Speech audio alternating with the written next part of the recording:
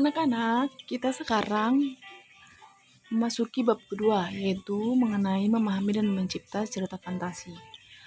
Pernahkah kalian menonton film Harry Potter atau film Lutung Kasarung dan Purbasari atau Si Kancil dan Si Buaya?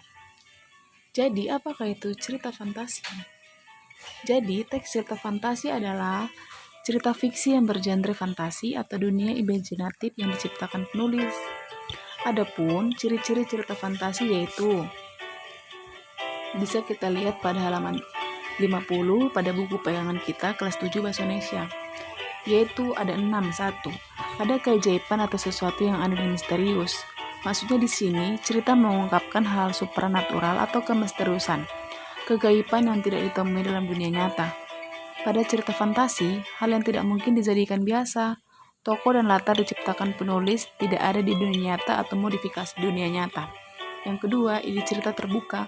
Maksudnya, ide cerita terbuka terhadap daya hayal penulis, tidak dibatasi oleh realitas atau kehidupan nyata.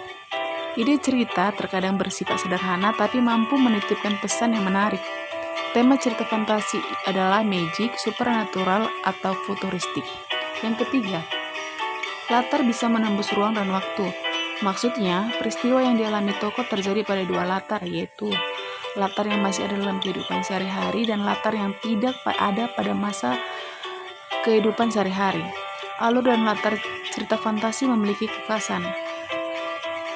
Rangkaian peristiwa cerita fantasi menggunakan berbagai latar yang menerobos dimensi ruang dan waktu.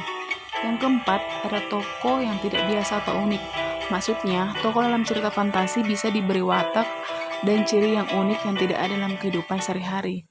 Tokoh memiliki kesaktian-kesaktian tertentu. Tokoh mengalami peristiwa misterius yang tidak terjadi pada kehidupan sehari-hari. Yang kelima, fiktif semata. Maksudnya, cerita fantasi bersifat fiktif atau bukan kejadian nyata. Cerita fantasi bisa diilhami oleh latar nyata atau objek nyata dalam kehidupan tetapi diberi fantasi. Yang keenam, bahasa. Maksudnya, penggunaan sinonim dengan emoji yang kuat dan variasi kata cukup menonjol. Pada slide berikutnya, jenis-jenis cerita fantasi. Ada dua, yaitu cerita fantasi total dan irisan. Apa itu cerita fantasi total dan irisan? Dapat kita lihat pada slide yang diberikan. Pada cerita kategori fantasi total, semua yang terdapat dalam cerita semua tidak terjadi dalam dunia nyata. Misalnya, cerita fantasi Nagata itu total fantasi penulis. Jadi nama orang, objek, dan nama kota benar-benar rekaan pengarang. Kemudian, apa itu cerita fantasi irisan? Cerita fantasi irisan adalah cerita fantasi yang mengungkapkan fantasi, tetapi masih menggunakan nama-nama dalam kehidupan nyata atau peristiwa pernah terjadi pada dunia nyata. Selanjutnya yang kedua itu cerita fantasi sejaman dan lintas waktu. Apa itu cerita fantasi sejaman lintas waktu? Nah, mari kita lihat ya pada slide video pembelajaran yang diberikan. Berdasarkan latar cerita, cerita fantasi dibagi dua kategori, yaitu latar lintas waktu dan latar waktu sejaman. Latar sejaman berarti latar yang digunakan satu masa, atau masa kini, masa lampau, atau fantasi masa yang akan datang atau futuristik. Lalu, latar lintas waktu berarti cerita fantasi menggunakan dua latar waktu yang berbeda, misalnya masa kini dan 40 tahun yang mendatang.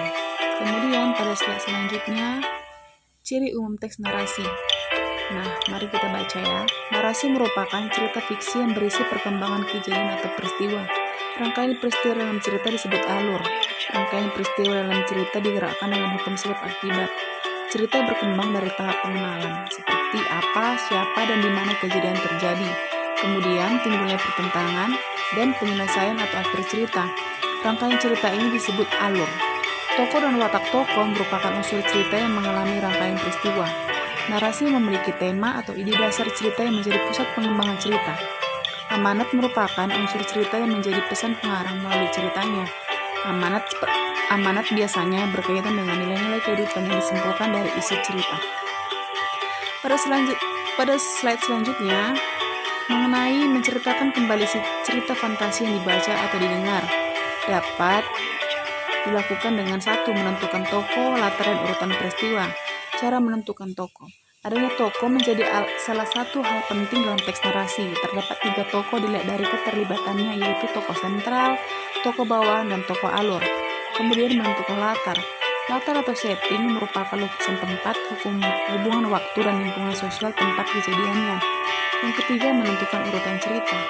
Pemahaman terhadap alur cerita diperlukan agar dapat menceritakan dari awal sampai akhir secara urut, mulai dari pemaparan atau penjelasan tentang cerita dan pengenalan tokoh dan setting.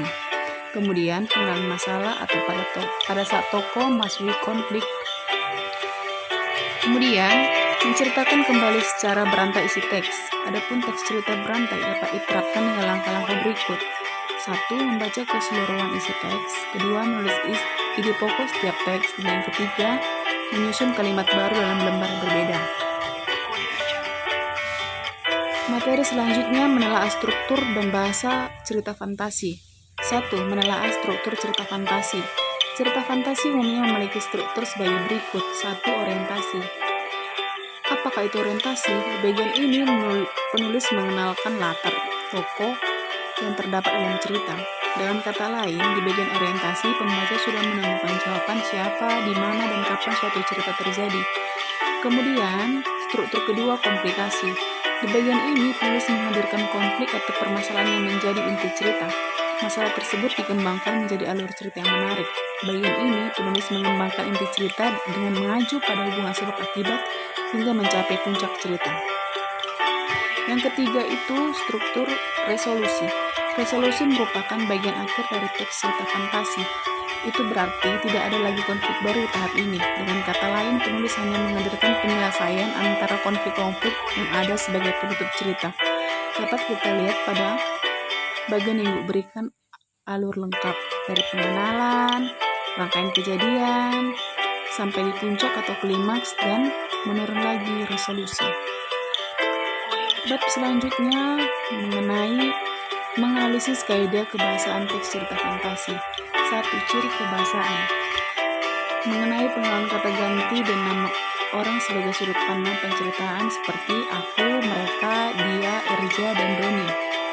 Kemudian penggunaan kata yang mencerap panca indera untuk deskripsi latar seperti latar tempat, waktu, dan suasana. Contoh deskripsi latar. Ketika rumah bergaya kerucut menyambut mataku, emas dan berlian bertaburan di dinding rumah itu.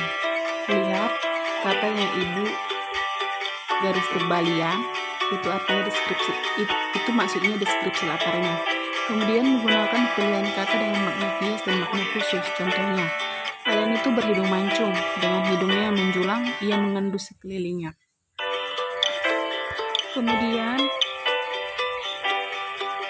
selanjutnya kata sambung penanda urutan waktu. Kata sambung urutan waktu itu, setelah itu, kemudian, sementara itu, bersamaan dengan itu, tiba-tiba, ketika, sebelum, dan sebagainya.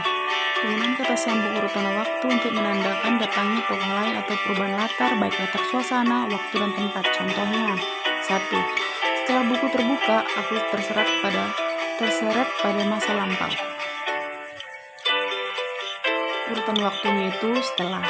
Kemudian yang kedua, 2 tahun kemudian, Verta telah sampai di planet Mars dan bertemu dengan Kato.